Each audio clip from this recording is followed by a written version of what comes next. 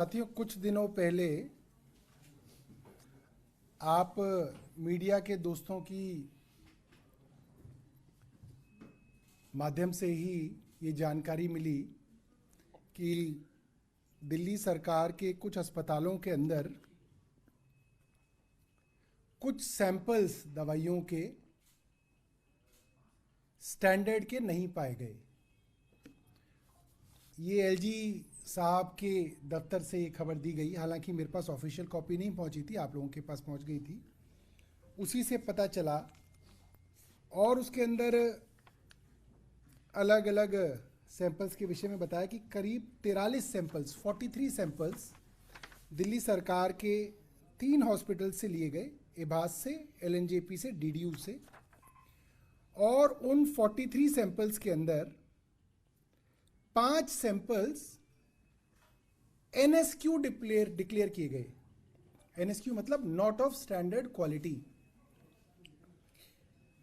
और आप देखेंगे कि इस आधिकारिक रिपोर्ट के अंदर यही शब्द बार बार इस्तेमाल किया गया है, नॉट ऑफ स्टैंडर्ड क्वालिटी। कहीं पे भी ये नहीं कहा गया ये ड्रग फेक है, नकली है, जहर है, स्पूरियस है।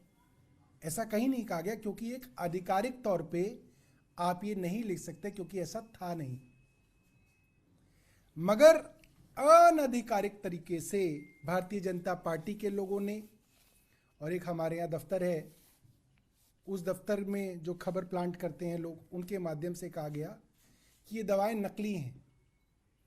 मुझे भी लगा कि हो सकता है शायद दवाएं नकली हो। मैं तो कोई फार्मासिस्ट नहीं हूँ, मैं केमिकल इंजीनियर नहीं हूँ, मैं डॉक्टर नहीं हूँ।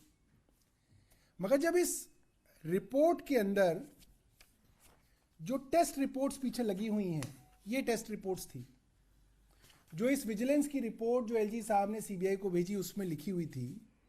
जब मैंने उसको ध्यान से देखा और अपने फार्मासिस्ट से बात की, कुछ प्राइवेट फार्मासिस्ट से बात की, कुछ प्राइवेट डॉक्टर्स से बात की, तो मुझे बड़ी हैरान करने वाली बातें पता चली। आपको बता रहा हूं, आप भी अपने लेवल पे कंफर्म कीजिएगा। पहली रिपोर्ट जिसको बताया गया कि वो नॉट ऑफ स्टैंडर्ड क्वालिटी है। अब ध्यान दीजिए कि मैं एक शब्द इस्तेमाल कर रहा हूं, नॉट ऑफ स्टैंडर्ड क्वालिटी। मैं ये नहीं कह रहा कि ये दवा नकली है, स्पूरियस है, क्योंकि ये नकली नहीं है। नकली वो होती है कि मैं आपको दूं दवा पेट दर्द की, आपका पेट दर्द ठीक ना हो तो वो नकली है। या आपका पेट का दर्द और बढ़ जाए तो वो और भी ज्यादा नकली है। या स्पूरियस होती है कि ये दवा बना तो फला कंपनी सकती है, मगर किसी लोकल कंपनी द्वारा इसकी एक कॉपी बनाई जा रही है, उसको स्पूरियस कहा जाता है। फिर हार्मफुल हो सकती है कि भैया ये तो जहर ही एक तरीके का, जो आपको दे दिया तो आप तो मर ही जाओगे, या आपको गंभीर बीमारी हो जाएगी, ऐसी दवा दे दी। ऐसा कुछ भी नहीं है। अब मैं एक एक करके वो टेस्ट रिपोर्ट पढ़ता हूं जो विजिलेंस विभाग ने एलजी साहब को और एलजी साहब ने सीबीआई को भेजी है। इसमें पहली दवा है जो एबास से उठाई गई, पेंटाप्रेजोल। ये दवा गैस्ट्राइटिस के लिए ली जाती है।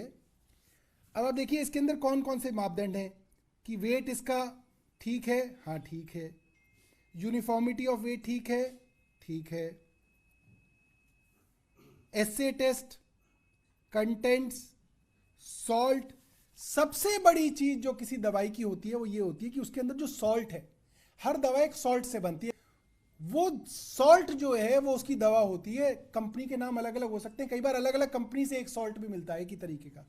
तो इसके अंदर जो सॉल्ट है, उस सॉल्ट का नाम है, उसको कंटेंट बोलते हैं, वो है पेंटाप्रेजोल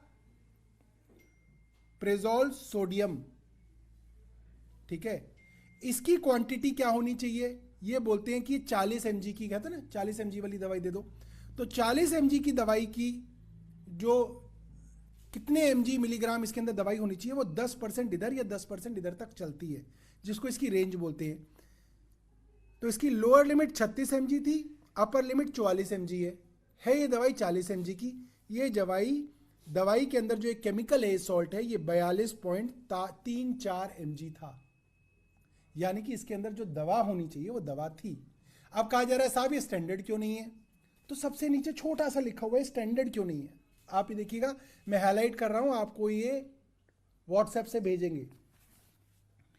ये कहते हैं, in the opinion of the undersigned the sample referred to above is not of standard quality as defined in the act and the rules made thereafter thereunder for the reason given below with respect to dissolution. अब dissolution क्या होता है, इस पे आता हूं। Dissolution का मतलब ये है, कोई दवा आपने ली, आपके पेट में वो कितनी देर में घुली। अगर कहा जाए कि इस दवा का डिसोल्यूशन 25% खराब है, तो उसका साधारण भाषा के अंदर जो मुझे समझाया गया और मैं आपको बता रहा हूं कि वो दवा आपके पेट में 30 सेकंड में, कि कई अखबारों के अंदर लिखा गया इसके बारे में, फेक मेडिसिन स्कैम। फेक तो तब होगी जब वो दवाई जिस कंपनी को बनानी थी वो नहीं बना रही, किसी और ने बना के एक नकली चीज दे दी। ऐसा कोई ना ये स्पूरियस है। मैंने हिंदी के अखबारों में पढ़ा, उसमें लिखा नकली दवाई घोटाला, नकली दवाई मामले में ये हुआ। अरे भाई, नकली कैसे लिख दिया? आप नहीं लिख सकते, और इसमें आपकी गलती नहीं है। जिस कॉन्स्टिट्यूशनल ऑफिस ने ये खबर प्लांट करी, उन्होंने ये प्लांट किया कि ये नकली दवा है, ये फेक ड्रग है, उनकी गलती है। आप भी केमिस्ट नहीं है, मैं भी केमिस्ट नहीं हूं, आपने भी फार्मेसी नहीं पढ़ी, मैंने भी नहीं पढ़ी। और वो जो 2 करोड़ दिल्ली की जनता है, वो गरीब बेचारे जो लोग अस्पतालों के अंदर लंबी लंबी लाइनों में लग के अपना इलाज कराते हैं, दवा लेते हैं, उन लोगों को भी लगेगा पता नहीं कौन सी नकली दवाई खा ली हमने, पता नहीं हमें क्या हो जाए। तो ये एक बड़ी जिम्मेदारी का काम है। इसीलिए आप सब लोगों को मैं बताना चाहता हूं, और आप लोगों के माध्यम से मैं जनता को बताना चाहता हूं कि ये दवाई ना स्पूरियस थी, ना नकली थी, ना फेक थी। ये कुछ मापदंडों के अंदर खरी नहीं उतरी।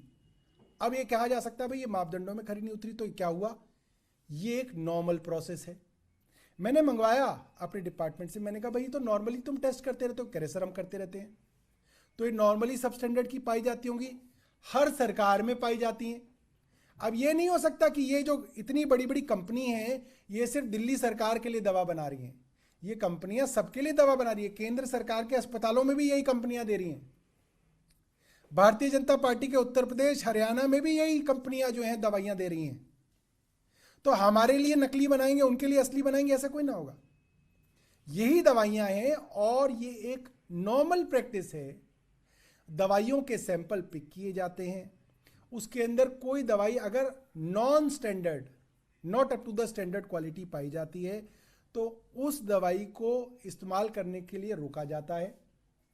उसका पूरा का पूरा बैच उस कंपनी को वापस कर दिया जाता है, उसकी पेमेंट रोक दी जाती है और कहा जाता है कि आप नया बैच दीजिए जो स्टैंडर्ड क्वालिटी का हो। ऐसा भी नहीं है कि इस चीज को कहने से आप ब्लैकलिस्ट करते हैं कंपनी को, ये प्रोसीजर में ही नहीं है। अगर ये इतनी बड़ी बात होती तो ये सब जगह प्रोसीजर में होती कि अगर किसी की नॉट स्टैंडर्ड दवाई मिल जाए तो आप उसको ब्लैक लिस्ट कर दीजिए, उस कंपनी को बंद कर दीजिए, उस पर ताला लगा दीजिए, उसको सील ही कर देना चाहिए फिर तो। मगर ये किसी सरकार के अंदर ये नियम नहीं है, क्योंकि ये एक स्टैंडर्ड नॉर्मल प्रैक्टिस है। अब मैं दूसरी दवाइयों के ऊपर आता हूं। दूसरी दवाइयों के ऊपर आने से पहले मैं आपको ये भी बताता हूं कि जब मैंने सीपीए से पूछा कि आप जो टेस्ट वगैरह करते हैं उसकी क्या रिपोर्ट है जो आप पिछले सालों करते होंगे, तो उन्होंने बताया कि 2022-23 के अंदर 281 सैंपल उठाए गए, जिसके अंदर 12 sample not of standard quality पाए गए। ठीक है। 2023-24 के अंदर 651 सैंपल उठाए गए टेस्ट करने के लिए, और उसके अंदर 20 sample not of standard quality पाए गए। अब मैंने आपको पेंटाप्रेजोल के बारे में बताया, इन्हीं की रिपोर्ट है, एलजी साहब ने जो भेजी है सबको, सीबीआई को। उसकी अगली पे आ जाते हैं। ये है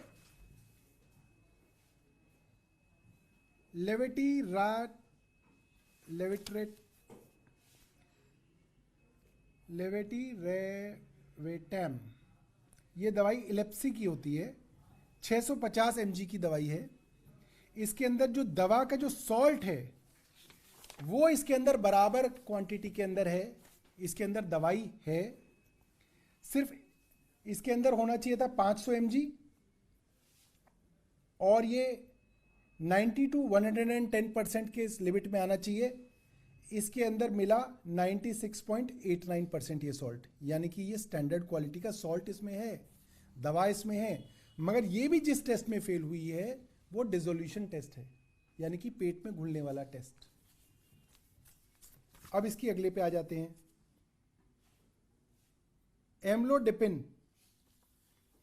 एम्लोडिपिन के अंदर आ जाते हैं। इसके अंदर 5 mg की दवाई है। ये 90% टू 110% सॉल्ट होना चाहिए। इसके सॉल्ट का नाम जो है वो इसमें दिया हुआ है। वो सॉल्ट इसमें 5 mg की बजाय 4.98 mg था, यानी कि लिमिट के अंदर था। सॉल्ट उसके अंदर है, वही सॉल्ट है जो होना चाहिए, दवा वही है। मगर इसके अंदर जो टेस्ट जो है जो सही नहीं पाया गया वो रिलेटेड सब्सटेंस वाला है। रिलेटेड सब्सटेंस मतलब कि कई बार दवाइयों के अंदर उसको स्टेबलाइज करने के लिए कोई एडिटिव डाला जाता है, वो एडिटिव इसके अंदर पर्याप्त नहीं पाया गया, ये इसलिए इसको सबस्टैंडर्ड माना गया है। ये बीपी की दवाई होती है, एम्लोडिपिन। इसके बाद मैं अगली दवा पे आता हूं,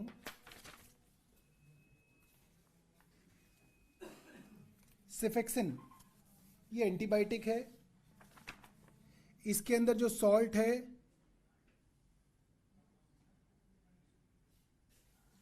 इसके अंदर सॉल्ट कम पाया गया। ये एक दवा है जिसके अंदर जो सॉल्ट है 4 mg का क्लेम था कि 4 मिलीग्राम इसके अंदर सॉल्ट होना चाहिए। इसका मतलब ये 3.6 mg तक भी मान्य होता, मगर इस दवा के अंदर ये सॉल्ट 3.25 mg पाया गया। ये एक एंटीबायोटिक है, इसके अंदर ये पाया गया। कोई नकली का क्लेम नहीं है, कोई स्पूरियस का क्लेम नहीं है, कोई फेक का क्लेम नहीं है। फिर आ जाते हैं नेक्स्ट दवा के ऊपर,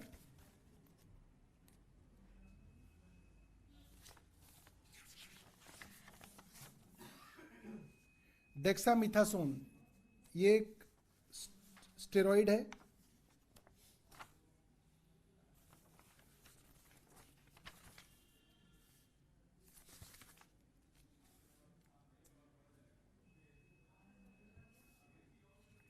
ये जो मैंने आपको बताया ना 3.25 mg वाला, ये स्टेरॉइड का था, माफ कीजिएगा। जो मैंने आपको एंटीबायोटिक का बताया था सेफेक्सिन, वो रेजोल्यूशन के अंदर जो है वो ठीक नहीं पाई गई है। इसके बाद अगली दवा है जो आखिरी में जो छठा टेस्ट इन्होंने बोला, 5 टेस्ट की रिपोर्ट एक बार आ गई थी, एक छठे के लिए एक बार और अखबारों के अंदर दिया गया कि एक और दवाई जो है नकली पाई गई। इन्होंने कहा उसके अंदर भी सोडियम वेल्पोरेट के नाम से आपको बताया गया कि एलिप्सी की दवाई जो है दिल्ली सरकार के अस्पतालों में नकली थी, वो भी जिस टेस्ट के अंदर सही नहीं पाई गई उसका नाम भी डिसोल्यूशन टेस्ट ही है। तो आपके माध्यम से दिल्ली की जनता को हम लोग आश्वस्त करना चाहते हैं कि ये जो अफवाहें भारतीय जनता पार्टी फैला रही है वो किन कारणों से फैला रही है वो लोग वो जानते हैं, मगर मोटे तौर पे इस तरीके के टेस्ट्स दिल्ली के अस्पतालों में और अन्य अस्पतालों में एक रूटीन प्रोसेस के दौरान कराए जाते हैं। उसके अंदर कुछ दवाइयाँ कुछ टेस्टों के अंदर नॉट स्टैंडर्ड पाई जाती रही हैं, हर राज्य में पाई जाती हैं। आप एम्स में पता कीजिए, आरएमएल में पता कीजिए, वहाँ भी पक्का पाई जाती होंगी। और उनका यही प्रोसीजर होता है कि जो दवाई नॉट ऑफ स्टैंडर्ड क्वालिटी पाई जाती है वो वापस भेजी जाती है, उसकी जगह नया बैच आता है। जो दवाई नॉट ऑफ स्टैंडर्ड है उसकी पेमेंट नहीं की जाती। तो मैं ये चाहूँगा कि आप एक अपने अखबारों में, अपने टीवी में इसलिए लिखिए क्योंकि बहुत सारे गरीब लोग, मिडिल क्लास लोग इन अस्पतालों से दवाइयाँ लेते हैं और आज उनको डराकर उनको उनके इलाज से महरूम रखा जा रहा होगा। ये लगभग वैसा ही है जैसा 2019 के अंदर दिल्ली का पानी जहरीला था और कोई भाजपा का नेता दिल्ली छोड़ के नहीं गया कि जहरीला पानी नहीं पीना। वो अभी भी यहीं टिके हुए हैं, वो अभी भी प्रेस कॉन्फ्रेंस कर रहे हैं, मगर वो 2019 में वो दिल्ली का पानी जहरीला हो गया था, फिर चुनाव हार गई भारतीय जनता पार्टी 2020 में, फिर वो पानी फिर से ठीक हो गया। ऐसी आज दवाइयाँ जो हैं कुछ महीनों के लिए भारतीय जनता पार्टी द्वारा जहरीली बताई जा रही हैं। इनके रिश्तेदार, इनके जानकार अभी भी उन्हीं अस्पतालों में जाके लाइन लग के जो है वो दवाइयाँ ले रहे होंगे। क्योंकि इन्हें मालूम है कि दवाइयाँ ना नकली हैं और ना वो फेक हैं, ना वो स्पूरियस है। कुछ जो गलतियां हैं वो पाई गई हैं, उसके ऊपर कार्रवाई होगी और ये कार्रवाई हमेशा से होती रही है। कोई आपका सवाल हो? एक खबर और ये आ रही है कि जो मोहल्ला क्लिनिक को लेकर सिफारिश की थी सीबीआई इंक्वायरी की, उसको भी गृह मंत्रालय ने आगे भेज दिया है, मतलब उस पर भी सीबीआई। अरे तो इसमें क्या बड़ी बात है? एक बात तो ये कोई खबर है कि सौरभ भारद्वाज जी ने भेज दिया, फिर मुख्यमंत्री जी ने मान लिया? इन्हीं के तो हैं सब कुछ, इन्हीं का विजिलेंस डिपार्टमेंट, इन्हीं के एलजी, इन्हीं की एमएचए। 3 बार खबर चलाई जाती है, साहब विजिलेंस ने भेज दिया, ओहो हो, साहब एलजी साहब ने भी भेज दिया, अरे कमाल हो गया, अरे एमएचए ने भी मान लिया, अरे, अरे, अरे क्या बात हो गई? ये क्या जो है सर्कस बना रखी है, कमाल कर रखा है। फरिश्ते योजना को लेकर जो सुप्रीम कोर्ट में आप गए थे, उसमें कोर्ट ने कहा है कि अगर गुमराह करने की कोशिश की तो दिल्ली सरकार पर भारी जुर्माना लगाया जा सकता है। नहीं, वो तो कोई भी गुमराह करेगा तो उसके ऊपर भारी जुर्माना लगाया जा सकता है, उसमें क्या है? कोई भी गुमराह नहीं करना चाहिए, किसी को भी गुमराह नहीं करना चाहिए। कोर्ट के अंदर फरिश्ते स्कीम के अंदर जब से हम लोग सुप्रीम कोर्ट में गए हैं, फाइनेंस डिपार्टमेंट की तरफ से कहा जा रहा है कि वो पेमेंट कर देंगे, और उनने आज के लिए कहा है कि आज वो हेल्थ डिपार्टमेंट की रुकी हुई पेमेंट्स कर देंगे। और हेल्थ डिपार्टमेंट ने भी बहुत सारे जो रुके हुए बिल्स थे फरिश्ते स्कीम से संबंधित, उनको प्रोसेस किया है पिछले कुछ दिनों के अंदर।